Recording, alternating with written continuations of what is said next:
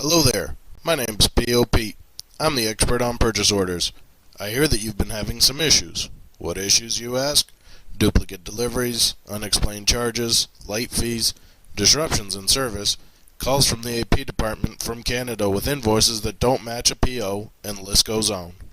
Did you know that Venterra writes off thousands of dollars every year in POs that were never valid? It's true.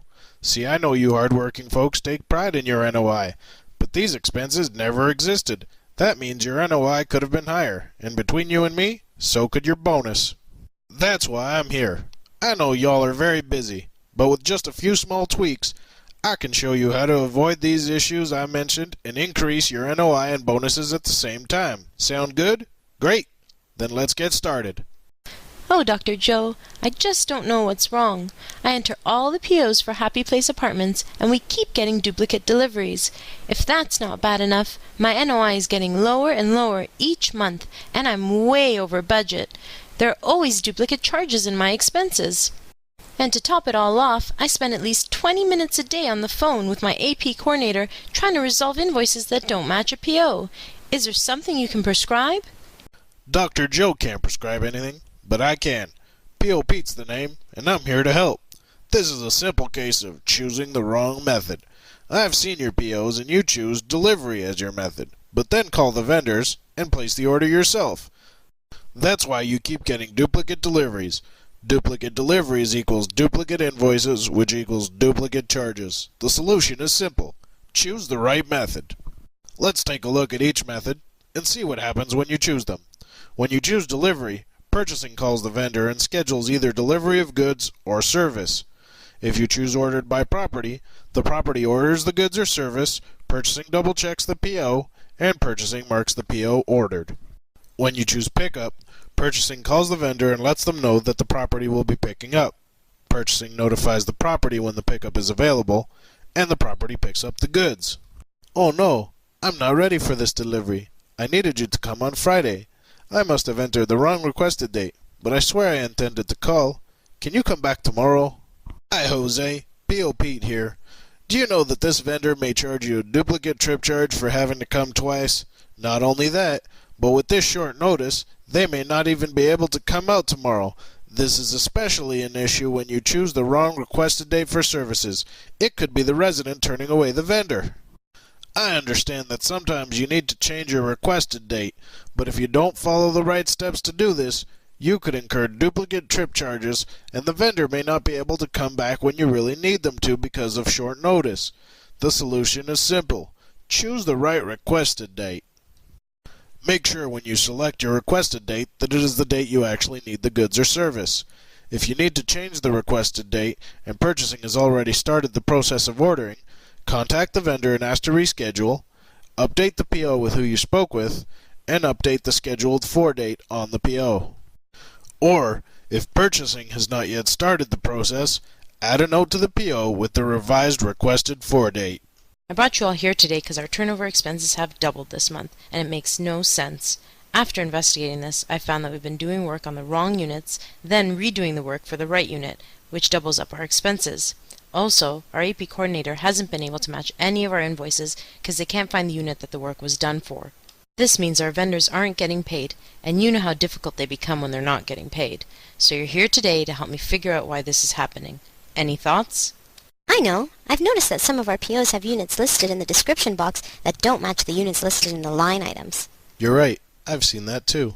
Also, sometimes we don't enter a unit number at all, even when the work was specific to one unit. Great point. I've noticed that units with letters keep coming up as invalid. Did you know that if you have to enter a unit with letters, it must be in uppercase, or else it doesn't work? Great work, gang. You guys hit the nail on the head with this one.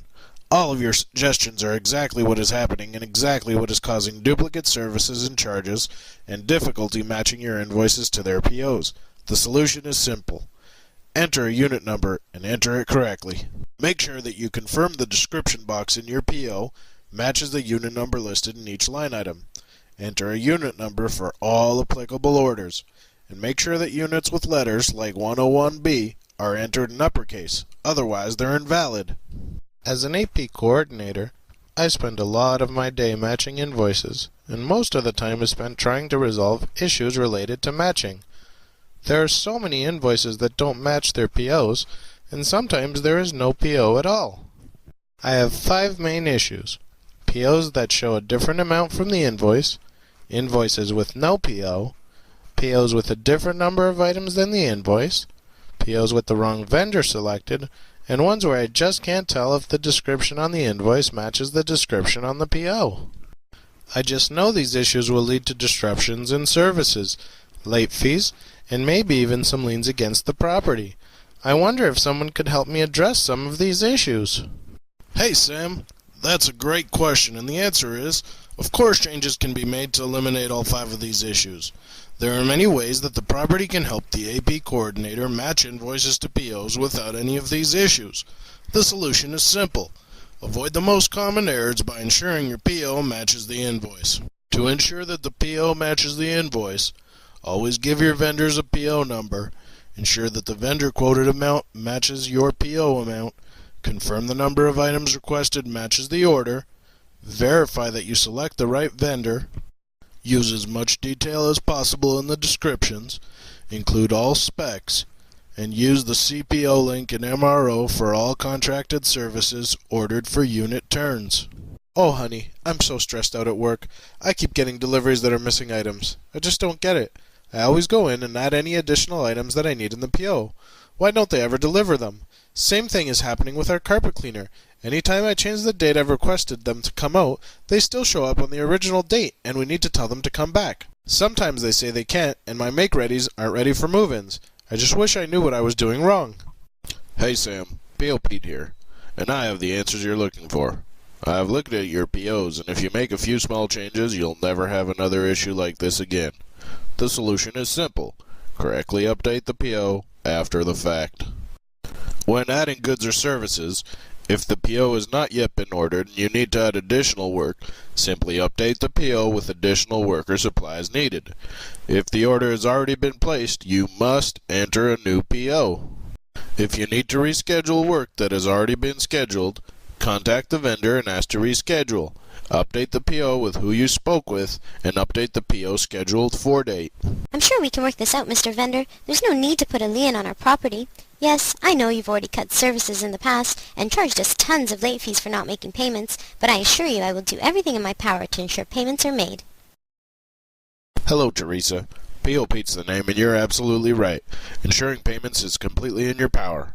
I've been looking at your process, and do you know that payments aren't being made because corporate is not receiving invoices? The solution is simple. Ensure corporate gets all invoices. Invoices should go directly to corporate from the vendor. When the property receives an invoice, fax to corporate daily so that your AP coordinator can pay it as soon as possible. Stamp the invoice fax so corporate doesn't try to pay it twice, and send the invoice in the monthly package separate from non-faxed invoices. So, did you learn something today? I know.